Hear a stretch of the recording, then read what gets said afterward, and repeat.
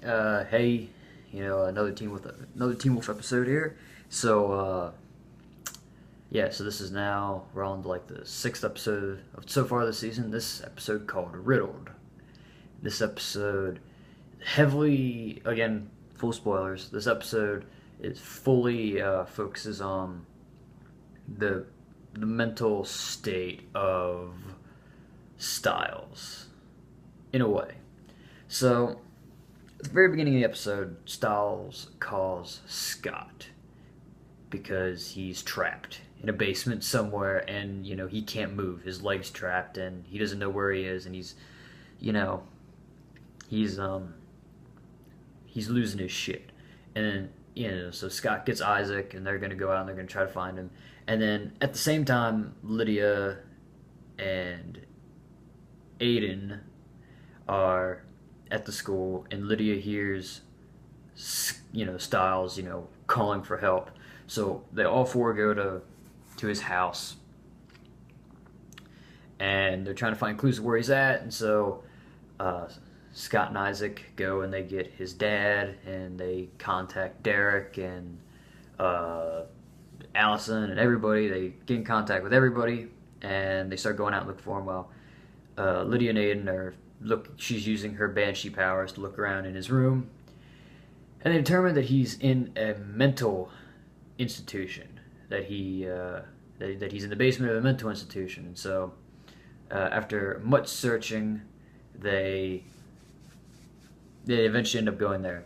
At first they look at Scott and Isaac and all them, and Scott and Derek mostly looking at the hospital, and they find out that he was on the roof at one point. That Styles was there on the roof, and that he was struggling with himself, which is more things to how he's the dark kitsune or whatever it is. I'm not sure what they actually call it, because they always say it so fast and I can't understand it.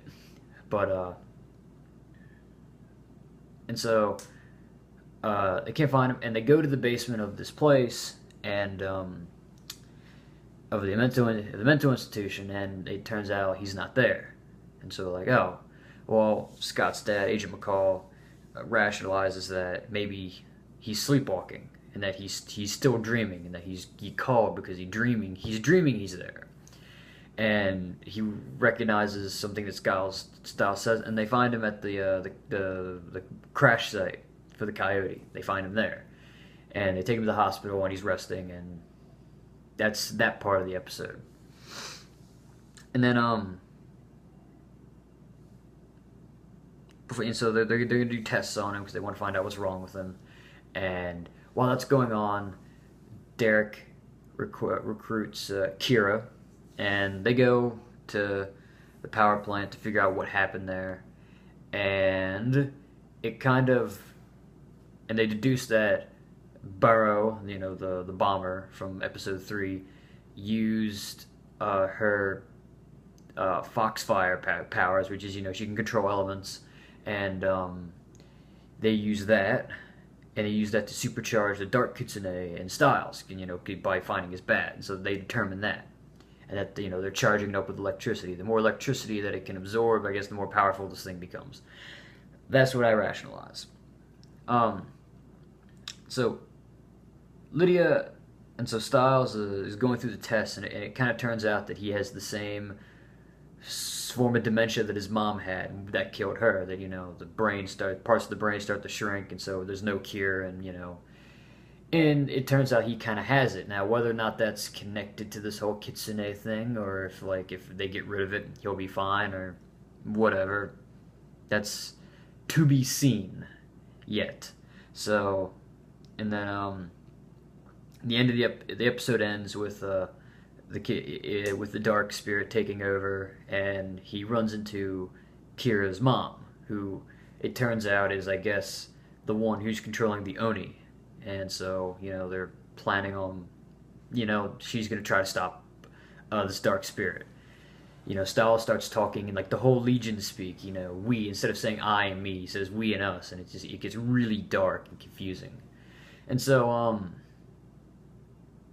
while this is going on, Lydia's also, she's like, just distraught, like, she's hearing everything, and I mean everything. Like after not finding Styles there, she's hearing books slam on tables, lockers slam shut. She's hearing everything, so she's kind of going crazy because of that. Well, not crazy, but I mean, she's on edge because of that. And so,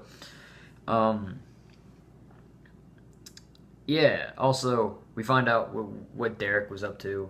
For the most part, what Derek was up to while in the break, which is he took Cora down to South America, which I guess is where she's at. So that's how they've written Cora out of the show, which I was disappointed that they just kind of ditched her, for lack of a better term, for this part of the season. I mean, maybe she'll come back because I mean, maybe she'll find some time after, doing her stuff. But I mean, it's probably not going to happen. But I can be hopeful. And he finds out that and Derek, he found his mom's claws, and so he met his mom, and he found out that the Hales didn't just reign in Beacon Hills; they protected it, and so now that's Scott's job. And so Scott and Derek are like, hey, we need each other, and all that cool stuff.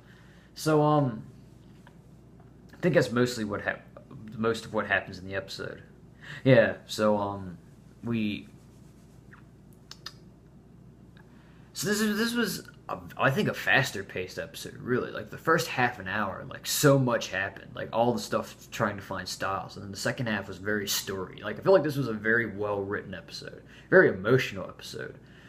The whole thing, there was a scene between Scott and Styles after Styles is like, yeah, I have the dementia, and Scott's like, we'll do whatever we can to try to save you. We'll do whatever we can, and it's an emotional moment, and I don't know, it's getting really they're pulling out all the stops this season. I can say they're tugging on all the heartstrings, and it's getting really, really good. I can't wait to see what happens next. I mean, I don't know, at least compared to like The Walking Dead, there's not nearly as much to talk about. I can't go too in depth with some of the stuff, so I feel like this was a pretty good review, so I shall see you guys later.